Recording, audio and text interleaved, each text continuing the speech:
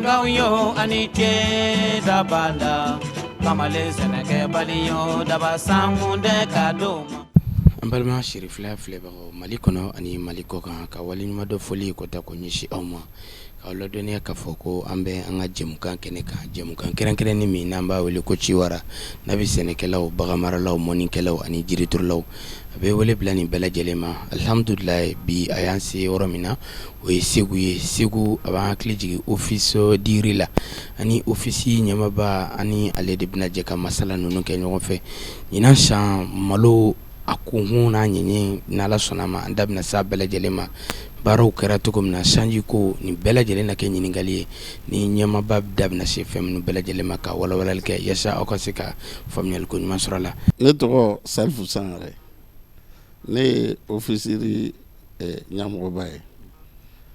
ofisiri ye sɛnɛkɛyɔrɔw ye min bɛ Segu mara la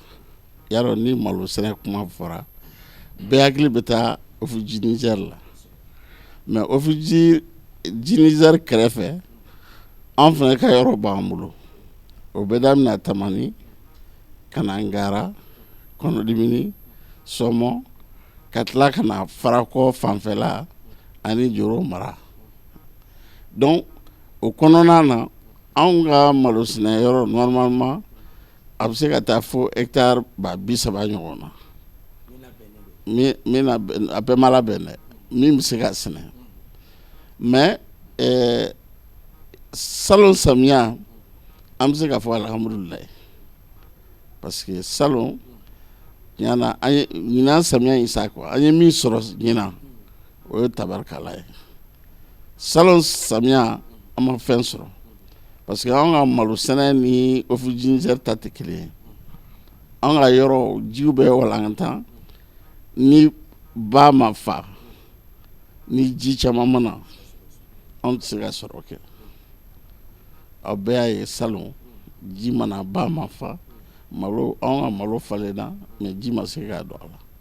donc mɔgɔw ma hali paniya kelen u ma tigɛ u ka foro la salon ka taa Kɔnɔdimini Ngara Tamani salon olu si ma malo sɔrɔ mais ɲinan an bɛ Ala barika da tabarikala u bɛɛ ye ji sɔrɔ u ye ji sɔrɔ salon u ma malo sɔrɔ gouvernement ye si n'o ye malo si ye tonne 1000 ni dɔɔni de san ka d'u ma gouvernement fɛ anw ka ministre ka dɛmɛ kɔsɔn ani an ka primature fana ye 100,000 di o n'anw yɛrɛ fana an ka wari dɔ bɛ yan nɔ an b'o bila san o san ni gɛlɛya nana pour que ka malo sisan k'a di forotigiw ma donc olu bɛɛ farala ɲɔgɔn kan fond sinistre o ye wari bilalen de ye san o san n'u ye jisɔngɔ sara an bɛ dɔɔni tigɛ a la 100 sara o sara an bɛ dɔrɔmɛ tigɛ o la quoi n'an b'a fɔ o 5% an b'o tigɛ k'o bila yen ni gɛlɛya nana an bɛ malo sisan ka d'u ma mais ɲinan Ala y'an sɔn ji nana tabarikala donc baji donna fan bɛɛ fɛ an yɛrɛ ka laɲini tun ye min an ye min bolo la o tun ye an ka se ka malo ni ɲɔgɔn faralen ɲɔgɔn kan tɔni 160 ɲɔgɔnna de sɔrɔ 160 165 an tun kan k'o de sɔrɔ yan mara la mais ɲinan an ye tɔni 170 donc an bɛ se ka fɔ tabarikala malo fana n y'a f'i ɲɛna cogo min na ninnu bɛɛ lajɛlen u bɛ malo de sɛnɛ malo sɛnɛ de ka bon fo k'a dama tɛmɛ bon sisan kɔni anw ka laɲini ye min ye ka se ka malo fara ninnu k'u yɛlɛma an bɛ a fɔ min ma ko maîtrise totale i n'a fɔ Niger ɲɔgɔn an ka laɲini ye an ka taa olu de fan fɛ maîtrise totale de ye min ye ji min ka di ye i bɛ o don i bɛ se k'a don a kɔnɔ n'i mago bɔra la i bɛ se ka bɔ a kɔrɔ donc o t'an bolo anw ka ji bɛ walantan de ba mana fa a bɛ yɛlɛ ka na malo fara kɔnɔ ni ba ma fa a tɛ se ka yɛlɛ bon n'an ye aménagement kɛ sisan nɔ an bɛ ji dayɛlɛ wagati min ka d'an ye n'an b'a lajɔ wagati min ka d'an ye donc sɔrɔw tɛ kelen ye donc o baara in dun ma nɔgɔn parce que hectare kelen n'i ko k'i b'a dilan Segu mara la yan nɔ i bɛ taa fo 4 millions ɲɔgɔnna de la pour que i ka se k'a kɛ ka yɛlɛma kɛ gouvernement tun y'an dɛmɛ Joro mara la an ye projet dɔ banna sisan o ye hectare 1,070 ɲɔgɔn k'o dilan ka d'an ma i bɛ k'a ka wagati in kɔnɔ mandat tɛmɛnen ale fana ye projet dɔ monter tuguni hectare 1,125 pour que o ka se à peu près miliyari 15 pour que o fana ka fara dɔ in kan sisan bon o kɔni baara bɛ sen na a ma ban pewu mais an b'o kan n'o kɔni nana peut-être an b'a fɔ alhamdulilayi aw b'a kalama pour que ka yɔrɔ ninnu labɛn an bɛ obligé ka ci bila banques de ma n'o ye banque islamique ni BOD ni en tout cas banque ba ninnu olu de bɛ se ka fɛnw kɛ mais an yɛrɛ y'a daminɛ an yɛrɛ ka wari la sisan o baara minnu daminɛna n'o taara ɲɛfɛ san damadɔ an mago t'a la tuguni k'a fɔ gouvernement kana baara kɛ tuguni an yɛrɛ bɛna min sɔrɔ jisara ni fɛnw na o b'an permettre ka taa ɲɛfɛ k'a supporter fɛn fila don ko sirafara bɔlen bɛ kuloma fɛ nka kelen tɛ n'i ko office du Niger n'i ko office du riz a tɔgɔ fila u bɔlen bɛ ɲɔgɔn fɛ yalwa danfara jumɛn bɛ nin cakɛda fila ni ɲɔgɔn cɛ office du Niger ani office du riz bolodi ɲɔgɔn ma jumɛn fɛnɛ bɛ aw ni nin cakɛda in ni ɲɔgɔn cɛ ne bɛna min f'i ye office du Niger ye komi office riz a bɛ komi office du Niger tilayɔrɔ 5 o siɲɛ kelen n'i ye office du Niger ta k'a tila 5 ye an bɛ komi kelen de danfara min b'an ni ɲɔgɔn cɛ c'est que Segu n'a Lamini bɛɛ balo bɛ bɔ office riz de la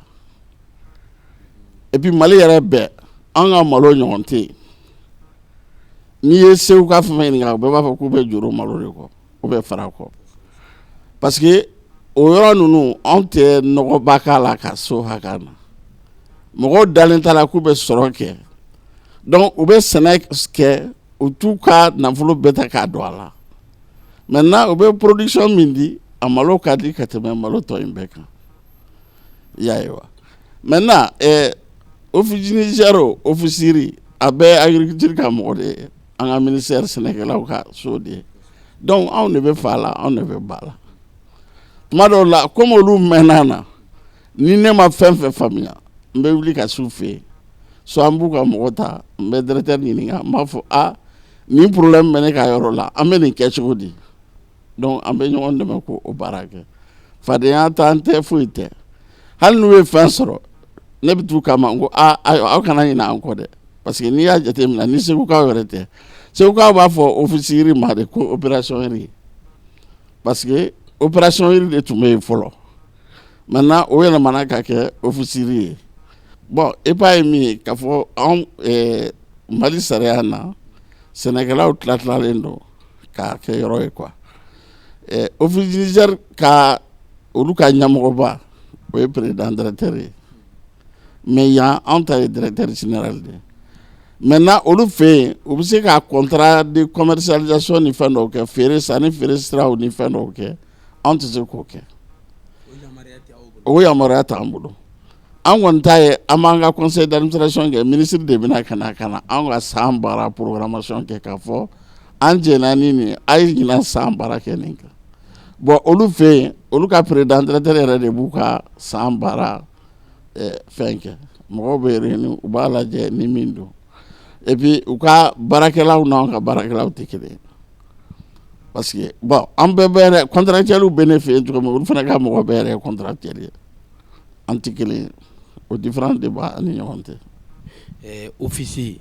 i da sera a ma sisan i ko aw ka baarakɛta a bɛ taa i jɔ fɔ hectare 30 ɲinan aw ka laɲini tun ye tɔni 165 nka ala y'a kɛ aw sera fɔ tɔni 170 ɲininkali min bɛ yen sisan yalwa ɲinan campagne kɔfɛ aw kɛlen bɛ ka fɛɛrɛ kura jumɛn tigɛ yaasa sɔrɔ min kɛra ɲinan o ka bonya ka tɛmɛ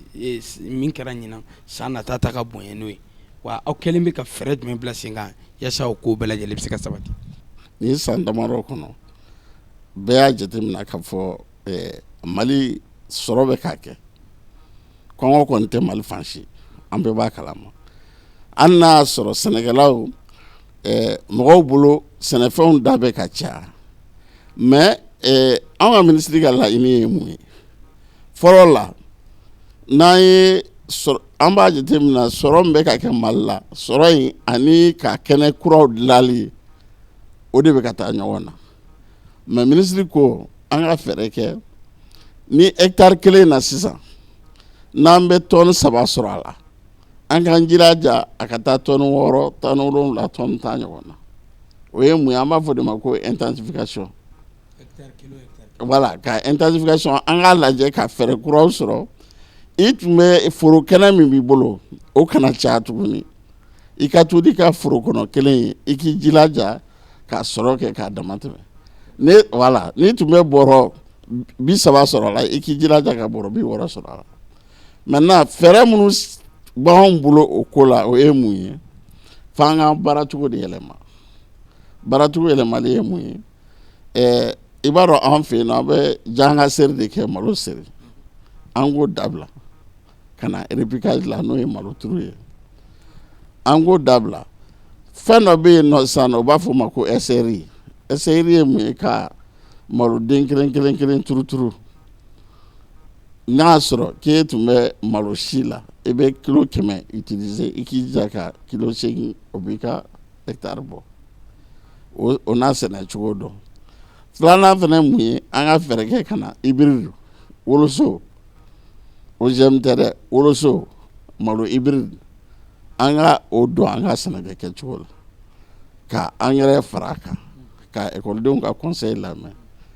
ka calendrier bato ka ji dɔ la ji cogo a la ji bɛ bɔ cogo min na k'o bato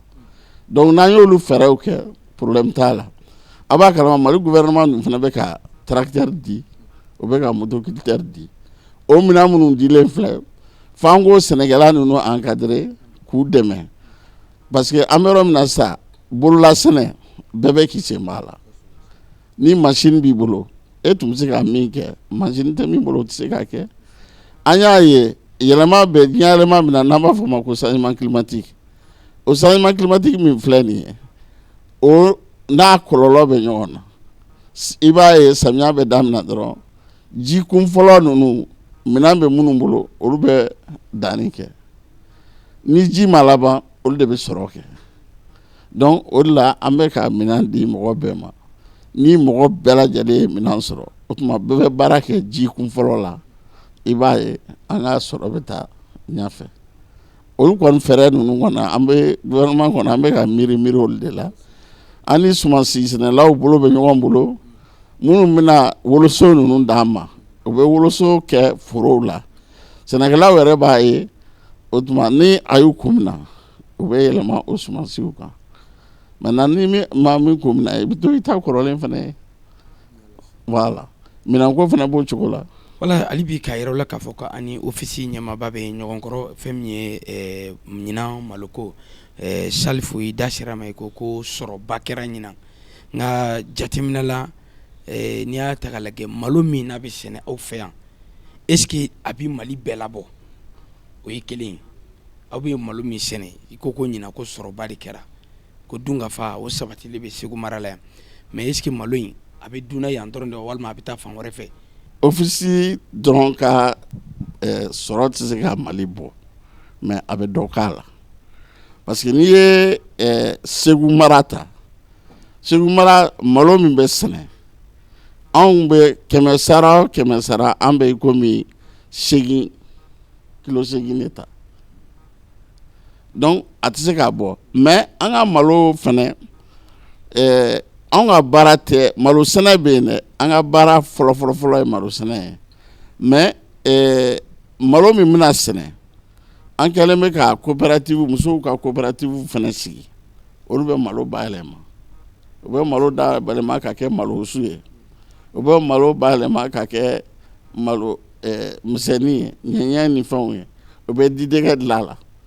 o la mɔgɔ t'an ɲɛ Segu kɔnɔna na surtout que muso minnu b'an bolo Joro fanfɛla la olu bɛ se o la o muso ninnu an y'u ta ka taa u bɛ malo wusu n'u ye malo wusu u bɛ taa n'a ye Bamakɔ tuma dɔw la u b'a wusu u bɛ taa n'a ye Laginɛ Laginɛkaw bɛna malo wusu san an fɛ yan nɔ u bɛ taa n'a ye Sénégal u bɛ taa n'a ye Benin donc o min filɛ nin ye o fana bɛ dɔ fara a sɔngɔ kan a bɛ dɔ fara u ka sɔrɔ kan o bɛ contrat signé ni OPAM ye hali sisan o don na dɔ nana an fɛ yan nɔ ko ale ye contrat signé ni OPAM mɔgɔw ye ka tonne 200 o b'o feere OPAM ma donc o b'a permettre an ka sɛnɛkɛlaw fɛ mais malo bɔlen kɔsɔn fana an bɛ baara damadɔ kɛ baara dɔ yɛrɛ bɛ yen min b'an kunna wolo kosɛbɛ o ye mun ye an ye projet cadre kɔnɔ an ye bɛgamisɛnnin mara an ye saga muso ni sagajigi ani vétérinaire ka fɛɛrɛ k'o di groupement musomanin dɔw ma u k'a lajɛ san 3 o san 3 u bɛ tila ka o segin tuguni k'a ta ma fo Tamani n'i taara dugu fɛn fɛn na i bɛ taa sɔrɔ muso minnu bɛ yen minnu ye nin bɛgamisɛnninw sɔrɔ a bugur'u bolo a b'u dɛmɛ fo k'u ka fɛn bɛɛ bɔ n'a y'aw diya aw yɛrɛ bɛ se ka taa o lajɛ aw mana taa aw yɛrɛ bɛ kunna wolo sɔrɔ donc a bɛ wari d'u ma n'i ye par exemple sisan nɔ n'i ye hali 20,000 dɔrɔn ta k'a di a tigi ma a bɛ sagamuso san o wari la ka vétérinaire sara peut-être ka saga jigi fana ɲini a bɛ san 3 b'a bolo tuma i b'a ye o bɛ fɛn bɛɛ kɛ i b'a kalama burusi kɔnɔna na an balimamusow fɛ baara ka ɲi ka tɛmɛ cɛw ta kan parce que généralement musow tɛ namara kɛ la hali n'u bɛ namara kɛ burusi kɔnɔ kɔni u tɛ namara kɛ u b'an tɔgɔ diya a b'o cogo kelen min fana na an bɛ sɛ fana d'u ma sɛ mana d'u ma fana n'o fana bugura tuguni u bɛ tila ka segin yɔrɔ dɔw la an bɛ warimugu ta k'a d'u ma u bɛ warimugu in u b'a k'u ka jagokɛla ye ni waati min fɔlen don u bɛ tila k'a di mɔgɔ wɛrɛw ma dugu kɔnɔ o wari min b'an bolo a ka ca ni 1,400,000 ni kɔ ye min bɛ terrain kan donc o activité ninnu caman b'an bolo an bɛ yiri turu fana kɛ yɔrɔ dɔw la an ye yiri turu yɔrɔ dɔw la an bɛ nakɔko fana kɛ nin bɛɛ ye pour que lafiya bɛ se ka sɔrɔ ofisiri ka zone kɔnɔna na cogo min na an bɛ jɛgɛmanw ko kɛ rizipisculture jɛgɛko an bɛ yiri turu kɛ an bɛ élevage kɛ an bɛ di bɔ an bɛ bananku fana sɛnɛ n'i y'a jateminɛ n'i b'a fɛ ka taa Bamakɔ Dugunikɔrɔ ni fɛn ninnu bananku sɛnɛla minnu bɛ yen nɔ o bɛ ofisiri ka mɔgɔw de ye an bɛ fini sɛnɛ fana an b'a fɛ ka barika don olu bɛɛ lajɛlen na pour que en tout cas anw ka sɛnɛkɛla a ka se ka bɔ a yɛrɛ la cogo min na donc fɛɛrɛ bɛ se ka k'o la an bɛ ɲɛɲini o ko la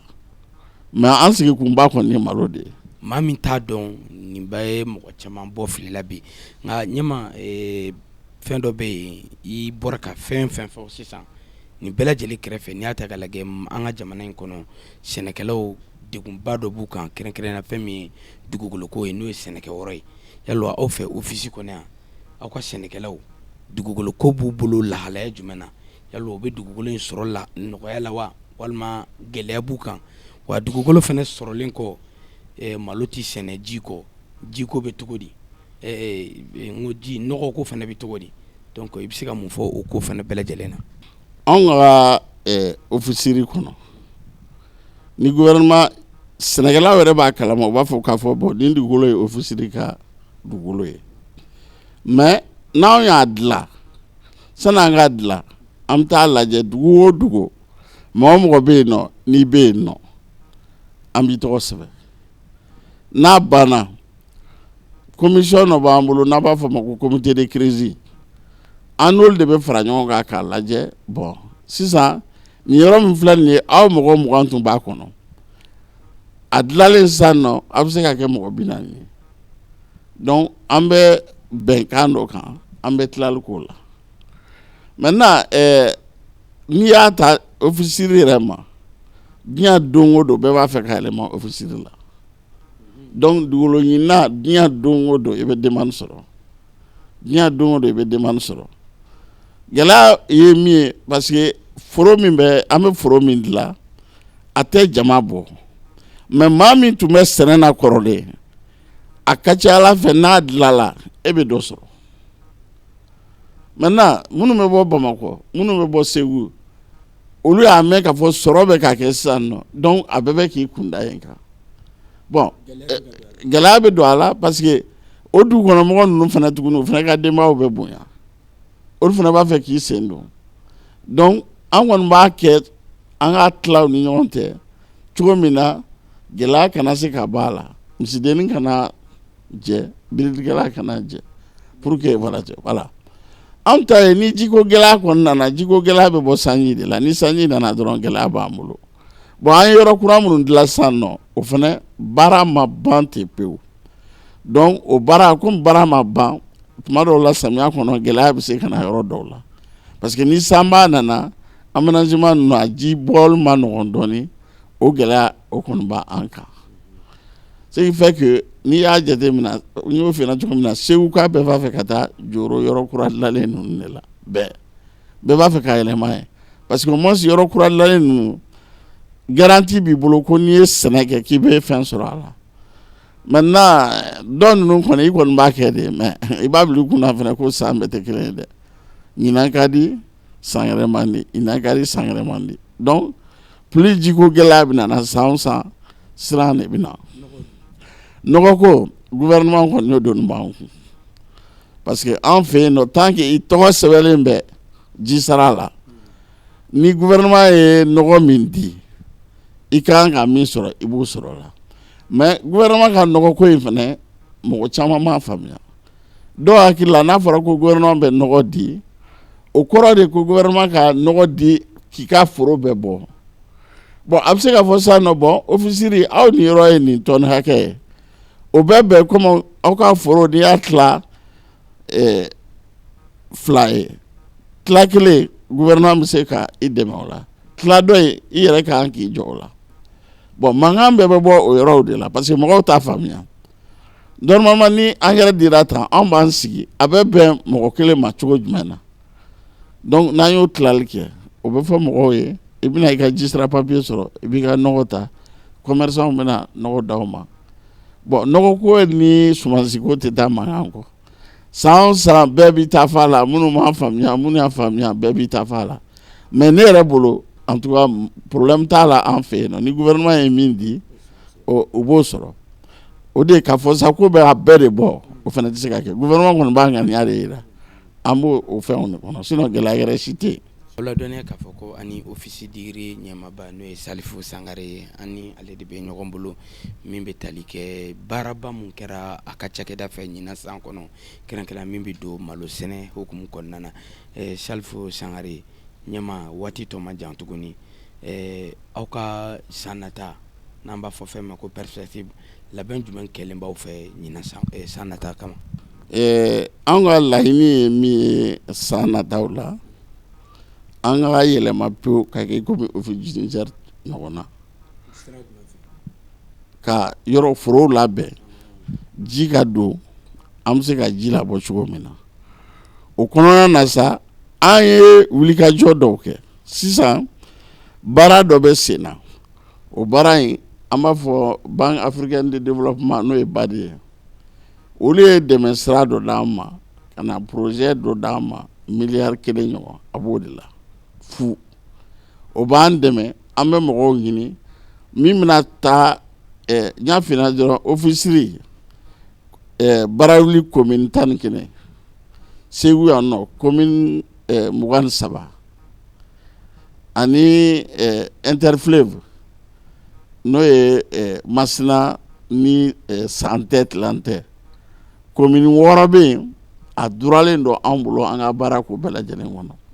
mais projet in y'a jira k'a fɔ olu la u bɛna an dɛmɛ an ni o maire ninnu ka fara ɲɔgɔn kan à peu près maire 40 ani maire 7 an n'olu ye sigikafɔ kɛ an bɛna consultant dɔ ta a bɛ taa ka taa u dɛmɛ k'a lajɛ u k'u ka commune kɔnɔna lajɛ yɔrɔ fɛn fɛn n'a bɛ se k'a aménager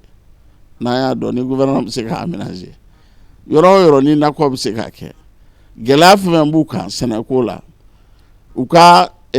projet de développement n'an ko PDCI k'u dɛmɛ o bɛ se k'a dilan cogo min na u b'o o fɛnw dilan ka na n'a ye maintenant interfleuve in kɔnɔ an bɛ hectare 20,000 fɛn o hectare 20,000 ni hectare 20,000 an b'o o lajɛ k'o kɛ malo sɛnɛyɔrɔ ye ji bɛ se ka don o cogo la cogo min na hectare 1,000 o bɛ kɛ maîtrise totale ye n'o ye an bɛ ji don an bɛ ji bɔ ka ɲa n'olu y'o yɔrɔ kɛ ko o projet monter o tuma an bɛ wuli o financement ɲini na partenaires fɛ u k'an dɛmɛ an ka se k'olu kɛ donc an kɔni ka yɛlɛma san nata la o ye de an bɛ ji don an sago la ka ji bɔ an sago la n'an sera k'o kɛ an bɛ taa ɲɛfɛ o kɔnɔna na sa an bɛ sɛnɛkɛlaw an k'an k'u former an k'an ka minɛn d'u ma k'a yir'u la nin ye si woloso ɲuman ye i ka don o la parce que sɛnɛkɛla n'a bɛ sɔrɔ kɛ mɔgɔ t'a fɛ nin kɛ o a yɛrɛ ɲɛ mana min ye n'a o y'a kunkolo minɛ a b'o kɛ a tɛ yɛrɛ ɲininka hali ni ye si ɲuman sɛnɛ ni sɛnɛkɛ n'a balala ka na i ka si ɲuman sɔrɔ i ka foro kɔnɔ n'i tɛ a b'a surunya ka taa n'a ye mais anw ta ye min ye il faut que an ka se ka taa o de la parce que jusqu'ici anw tɛ ka sɛnɛ kɛ a kan ka kɛ kɛcogo minnu na soit souvent mɔgɔw bɛ wuli retard la u tɛ calendrier respecté i y'a fɔ cogo min na nɔgɔ min kan ka k'a la ni nɔgɔ dir'u ma k'u ka kɛ foro la u bɛ taa tilan kelen feere ka tilan kelen k'a la u ɲɛna u b'a kɛla kɛgoya kama parce que don ka gɛlɛn u ma mais u bɛ tila k'a k'u yɛrɛ de la donc o gɛlɛyaw de b'an na a ka ca Ala fɛ n'an y'olu fɛ an y'a jateminɛ sisan nɔ mɔgɔ kalanni caman bɛ ka don sɛnɛ na n'olu donna sɛnɛ na sɛnɛ bɛ yɛlɛma bon et puis sanni feere n'an ma fɛɛrɛ kɛ sanni feere la fɛn a bɛ kɛ sanjikɔrɔ wɔsi de ye a jateminɛ Mali kɔnɔ yan bi i y'a dɔn kɔɔri mɔgɔ tɛ kɔɔri ɲɛfɔ mɔgɔ ye dɔ wɛrɛ jumɛn b'o la parce que u bɛ feere yɔrɔ sɔrɔ a la parce que ni sanni feere ma développer an fɛ fo sugu de k'anw ka baara sama e y'a dɔn k'a fɔ n'i ye dɔrɔmɛ 1 don nin na n'i tilala dɔrɔn i bɛ taa sugu la i bɛ dɔrɔmɛ 3 sɔrɔ a la mɔgɔ t'a f'i ye k'a kɛ o i yɛrɛ b'a kɛ o de gɛlɛya b'an ka sɛnɛkɛlaw kan n'i y'a mɛn gɛlɛya bɛ sɛnɛkɛlaw kan dɔ wɛrɛ tɛ dɛ parce que u bɛ min sɔrɔ san kɔnɔ o t'u bɔ ko ka tila tuguni ko k'a fɛn wɛrɛ kɛ donc f'u ka fɛɛrɛ kɛ de ka u balo bɔ ka tila ka taa sugu la ka fɛn sɔrɔ o la ka na san et puis Mali fana problème mɔgɔw hakilina ye fɛn dɔ ye fɛn min o tɛ se ka kɛ yalɔ sisan ɲinan sɔrɔ kɛlen don n'i ye Bamakɔka dɔw ɲininka u b'a fɔ k'an ka malo feere o ma dɔrɔmɛ 10 ou bien dɔrɔmɛ 20 ne ko n'anw ka sɛnɛkɛlaw ye malo kilo feere olu ma dɔrɔmɛ 10 dɔrɔmɛ 20 anw ka sɛnɛkɛlaw o b'u ka denw ka école sara mun na fo que mɔgɔw k'o de faamuya fɛn feere sanni feere k'a fɔ ko suman da gɛlɛyalen a bɛ bɔ kɔfɛ mɔgɔw de la n'e ko k'i b'a feere Mali la 20 30 n'a sɔrɔ ko burukinabew bɛ ka na bi wɔɔrɔ fa la i b'a feere Mali la cogo di i bɛ taa n'a ye Burukina anw dun ka frontière ma fermé malo mana gosi sisan nɔ i b'a ye mɔgɔw bɛ taa Mauritanie u bɛ taa Côte d'Ivoire u bɛ taa Burukina donc tant que ni olu ka prix yɛlɛnna ka sɔrɔ an ka prix b'a nɔ na u b'a feere olu ma o bɛɛ bɛna ni gɛlɛya kelen de et puis voilà a bɛ gɛlɛya an fɛ yan et puis n'i y'a jateminɛ commerçant dɔw b'an fɛ yan nɔ sisan u bɛna anw ka malo ramasser k'a to ka tila ka taa malo ɲini Chine ni fɛn ninnu na ka na k'an ka malo don dɔn dɔ la u b'a feere ko gamiyaka ka sɔrɔ nkalon don donc il faut que o bɛɛ de jate k'an ka se ka minɛ parce que anw ka laɲini an ka sɛnɛkɛlaw ka bɔ nɔgɔ la de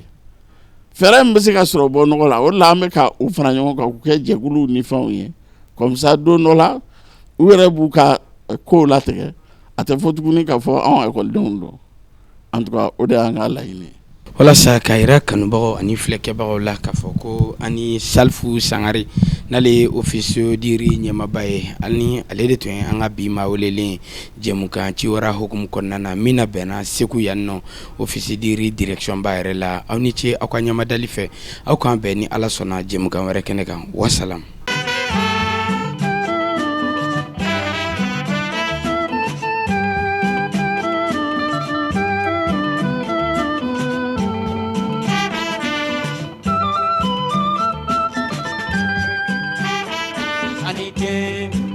Yo anite dabala kamale seneke baliyo daba samunde kadoma